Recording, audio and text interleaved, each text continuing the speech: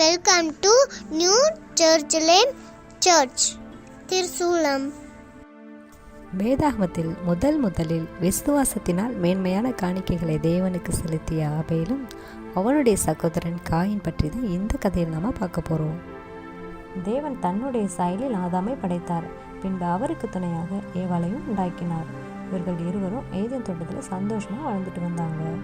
இவர்களுடைய கீழ்ப்படியாமையினால் அவர்களை சபித்து தேவன் ஏதேன் தோட்டத்திலேருந்து வெளியேற்றினாங்க.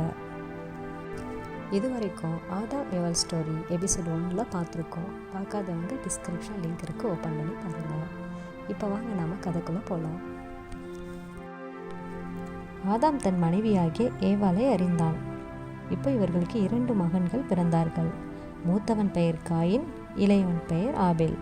இந்த பூமியில் கர்ப்பத்தினால் பிறந்த முதல் மனிதன் காயின். காயினும் ஆபேலும் பெரியவங்களாக வளர்ந்தாங்க. இந்த காயின் காய்கறிகள் தானியங்களை விவசாயம் செய்து வந்தான். ஆபேல் ஆடுகளை மேய்த்து வந்தான். சில நாட்களுக்கு பின்பு காயினும் ஆபேலும் கர்த்தருக்கு காணிக்கை கொடுக்கலான்னு முடிவு பண்ணாங்க. காயின் தன் நிலத்தின் கனிகளை கர்த்தருக்கு காணிக்கையாக கொண்டு வந்தான். ஆபேலும் தன் மந்தையின் தலையீற்றுகளிலும் அவைகளில் கொழுமையானவைகளையும் சிலவற்றை கொண்டு வந்தான். ஆபேலையும் அவன் காணிக்கையும் கர்த்தர் அங்கீகரித்தார். காயினையும் அவன் காணிக்கையும் அவர் அங்கீகரிக்கவில்லை.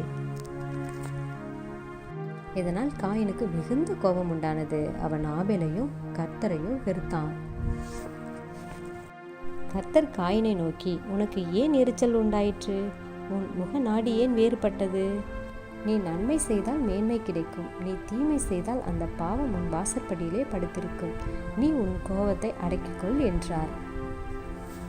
சில நாட்களுக்கு பிறகு காயின் ஆபேலை வயல்வெளிக்கு அழைத்துச் சென்றான். அவர்கள் வயல்வெளியில் இருக்கும் சமயத்தில் காயின் ஆபேலை தாக்கி கொலை செய்தான். கர்த்தர் காயினை நோக்கி, உன் சகோதரனாகிய ஆபேல் எங்கே என்று கேட்டார். அதற்கு காயின், எனக்கு தெரியாது, என் சகோதரனுக்கு நான் என்ன காவலாளியோ என்றான். உடனே கர்த்தர் காயின் மீது மிகுந்த கோபப்பட்டு, நீ என்ன செய்தாய்? உன் சகோதரனுடைய இரத்தத்தின் சத்தம் பூமியிலிருந்து என்னை நோக்கி கூப்பிடுகிறதே என்று சொல்லி இந்த பூமியில் நீ சபிக்கப்பட்டிருப்பாய். நீ நிலத்தை பயிரிடும்போது அது தன் பலனை இனி உனக்கு கொடுக்காது. நீ பூமியிலே நிலையற்று அலைகிறவனாய் இருப்பாய் என்றார். அதற்கு காயின் கர்த்தரை நோக்கி, நீர் இட்ட தண்டனை என்னால் சகிக்க முடியவில்லை என்றான். கர்த்தர் காயினை நோக்கி, காயினை கொல்கின்ற எவன் மேலும் 7 பழி சுமரும் என்றும், காயினை கண்டுபிடிக்கிறவன் எவனும் அவனை கொன்று போடாதபடிக்கும் அவன் மேல் ஒரு அடையாளத்தை போட்டார். எபிரேயர் 11:4 என்ன சொல்லியிருக்குன்னா, விசுவாசத்தினாலே ஆபேல் காயினுடைய பலியிலும் மேன்மையான பலியை தேவனுக்கு செலுத்தினான். அதனாலே அவன் நீதிமான் என்று சாட்சி பெற்றான். அவனுடைய காணிக்கை குறித்து தேவனே சாட்சி கொடுத்தார். அவன் மரித்தும் இன்னும் பேசுகிறான் என்று. Thanks for watching.